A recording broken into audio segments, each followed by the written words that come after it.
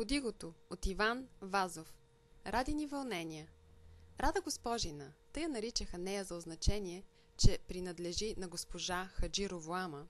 Беше високо, стройно и хубаво момиче, с простодушен и светъл поглед и с миловидно чисто и бяло лице, което черната забрадка отваряше още повече.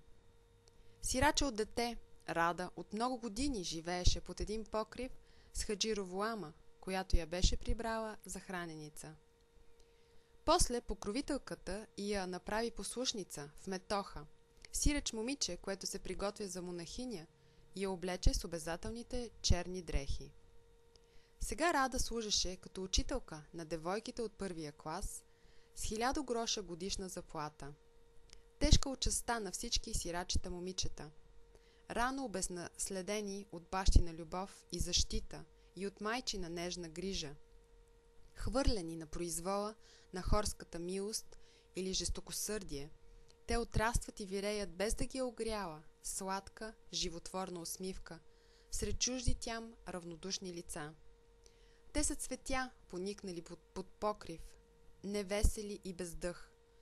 Пропуснете въз тях една великодушна струя светлина и техният скрит аромат умирисва въздуха.